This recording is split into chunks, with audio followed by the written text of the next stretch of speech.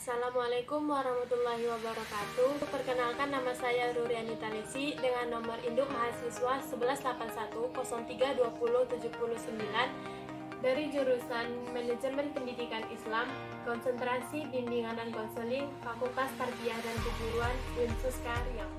Untuk memenuhi nilai ujian tengah semester mata kuliah pendidikan anak berbakat yang diampu oleh Bapak Dr. Haji Muslim Afandi MPD dan juga Ibu Suci Habibah MPD.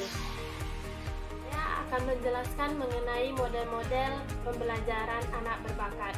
Yang pertama, sebelumnya kita harus mengetahui apa sih itu bakat.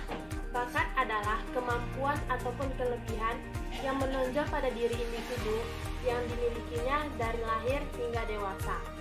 Kemudian, apa sih itu anak berbakat? Anak berbakat adalah, menurut United States Office of Education, anak yang dapat membuktikan kemampuan berprestasinya yang tinggi dalam suatu bidang intelektual, kreatif, artistik, kapasitas kepemimpinan, ataupun akademik, membutuhkan pelayanan ataupun aktivitas yang tidak sama dengan teman-teman yang pada umumnya. Menurut Depdiknas, mereka yang oleh psikolog ataupun guru diidentifikasi sebagai suatu peserta didik yang telah mencapai prestasi memuaskan dan memiliki kemampuan serta intelektual umum yang berfungsi pada taraf cerdas, kreativitas yang memadai, dan ketertarikan pada satu tugas yang tergolong baik. Maka dapat kita simpulkan, anak berbakat secara umum adalah mereka yang memiliki kemampuan-kemampuan yang unggul, mampu memberikan prestasi yang tinggi pada suatu bidang yang mereka kuasai sesuai dengan bakat yang dimilikinya. Maka anak berbakat memiliki kemampuan yang tinggi di berbagai bidang seperti akademis, kreativitas dibandingkan anak-anak pada umumnya. Kemudian anak berbakat ini juga ada klasifikasinya. Yang pertama itu anak berbakat klasifikasi jenius, yang dapat dikatakan kecerdasannya itu sangat luar biasa. Biasanya tes intelijensinya itu berkisaran antara 140 hingga 200. Yang kedua, itu ada klasifikasi anak gift and talent, adalah anak yang memiliki tingkat kecerdasannya itu antara 125 hingga 140. Dan yang terakhir itu ada klasifikasi anak yang superior, yang memiliki tingkat kecerdasannya itu berkisaran antara 110 hingga 125. Selanjutnya kita akan memasuki kepada materi inti, yaitu tentang model-model pembelajaran bagi anak berbakat. Nah, proses ataupun metode penyampaian materi adalah cara kedua untuk mendiferensiasi kurikulum bagi para siswa yang memiliki kemampuan dan kecerdasan yang luar biasa seperti anak berbakat. Siswa ini sering menunjukkan keminatan yang tidak dapat dibendung ataupun hasratnya terhadap suatu hal yang menarik perhatian mereka. Program yang memungkinkan guru untuk memodifikasi proses tanpa mengganggu kelancaran pembelajaran di dalam kelas adalah antara lain dengan menggunakan program teknik pembelajaran tingkat tinggi, yaitu seperti simulasi, membuat kontrak belajar bagi para siswa berbakat tersebut, serta menggunakan mentor pada proses pembelajarannya, dan juga menggunakan buku-buku yang sesuai dengan minat dan kemampuan yang dimiliki oleh anak-anak tersebut, dan bagaimana pemecahan suatu masalah yang akan mereka hadapi di masa depan kelak. Seorang guru tentunya harus dapat mampu memilih metode pembelajaran yang sesuai untuk para peserta didiknya. Nah, dapat ada beberapa pilihan yang dapat dipilih oleh seorang guru. Yang pertama itu modifikasi produk belajar. Produk belajar siswa merupakan suatu bidang yang lain didiferensikan untuk para siswa berbakat di dalam kelasnya. Siswa berbakat dapat menggunakan kemampuan mereka untuk mendalami suatu topik, menunjukkan kreativitas, dan juga komitmen dalam merancang suatu produk-produk diferensiat berdasarkan pengalaman belajarnya. Yang kedua itu modifikasi lingkungan belajar, di mana lingkungan belajar ini sangat menentukan keberhasilan bagi seorang siswa untuk dapat mencapai tujuan pembelajarannya.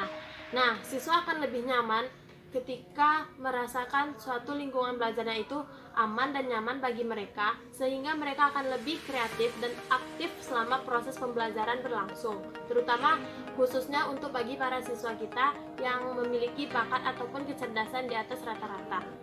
Yang ketiga, ada metode pembelajaran induktif, yang mana biasanya bertolak dengan berpikir secara deduktif. Para peserta didik maksudnya itu dituntut untuk berpikir secara induktif, yang mana sebenarnya kedua pendekatan tersebut perlu dalam setiap pembelajaran agar para peserta didik dapat melakukan pemikiran baik itu secara deduktif ataupun induktif. Yang keempat itu ada SEM atau School-Wide Enrichment Mode, yang mana program ini didasarkan atas konsep pengembangan berkeberbakat yang menggunakan kriteria jamak seperti multiple kriteria pada proses seleksinya dan tidak pada asas yang tidak diterima oleh siswa tersebut. Adapun ciri khusus utama model ini adalah memberikan tanggung jawab yang lebih besar pada guru kelas ataupun orang yang ditugasi untuk melaksanakan proses ataupun program pembelajaran tersebut. Yang kelima itu ada pengelompokan kemampuan belajar. Ada dua ciri khas program yang menjadikan dampak efektif ini dapat terjadi. Yang pertama itu siswa diseleksi secara amat ketat. Mereka secara homogen memiliki bakat akademis yang luar biasa. Namun adaptasi dari pembelajaran harus disesuaikan dengan kebutuhan mereka tentunya, agar apa yang dicapai ataupun yang diinginkan ketika melaksanakan proses pembelajaran tersebut dapat tercapai. Yang kedua itu guru yang pada umumnya memiliki keterlekatan tugas dalam memenuhi kebutuhan anak berbakat tersebut akan menggunakan kemampuan untuk memenuhi kebutuhan dari anak yang memiliki bakat yang luar biasa ini. Kemudian kita akan memasuki pada materi pembahasan mengenai macam-macam model pembelajaran anak berbakat. Nah, macam-macamnya ini terbagi-bagi juga nih teman-teman. Yang pertama itu ada model akselerasi atau percepatan, yang mana tidak hanya diartikan sebagai suatu cara untuk mempercepat penyelesaian studi agar lebih cepat lulusnya di awal, tetapi lebih menekankan kepada kebutuhan baik itu bagi guru tersebut ataupun siswanya yang memiliki bakat untuk meningkatkan produktivitas yang dimilikinya. Nah, model yang kedua itu ada model pengayaan, yang mana model pengayaan ini sanggup memenuhi dari cita-cita ataupun kebutuhan para siswa yang dididik agar dapat mampu intelektualnya dengan tidak memisahkan mereka dari teman-teman sekelasnya. Model ketiga ini ataupun model terakhir dari macam-macam model pembelajaran anak berbakat ini yaitu model pengelompokan berdasarkan kemampuan yang dimiliki oleh peserta didik yang memiliki kecerdasan dan kemampuan tersebut, ataupun kita sebut tadi sebagai anak berbakat, yaitu siswa yang diidentifikasi berbakat dari semua tingkat kelas yang sama di suatu sekolah dikelompokkan dalam satu kelas, yang mana kelompok tersebut terdapat 5 ataupun 8 anak. Setiap kelompok dibimbing oleh guru yang mempunyai kemampuan ataupun keterampilan khusus untuk mengajar ataupun membimbing para siswa yang kemampuan luar biasa ini dapat mencapai tujuan dari proses pembelajaran yang dilakukan. Terdapat pula model ataupun sistem penyelenggaraan pendidikan bagi para anak berbakat ataupun cemerlang. Yang pertama itu sekolah khusus, yang mana dari sudut manajemen sekolah ini gampang diatur. Dalam hal ini bisa dicapai melalui pergaulan, nilai sebagai anggota masyarakat. Ia akan gampang juga merasakan sebagai anggota masyarakat dengan kelas dan tingkatan tertentu. Yang kedua itu adalah kelas khusus, yang mana pada model ini kurikulum dibentuk secara sedemikian rupa dan kemudian sekolah memberikan perlakuan istimewa kepada para guru dan juga peserta didiknya, karena kenyataannya para peserta didik dan juga anak-anak yang memiliki kemampuan dan kecerdasan di atas rata-rata tersebut sangat sulit untuk dapat berbaur dengan lingkungan yang pada umumnya dalam keadaan normal.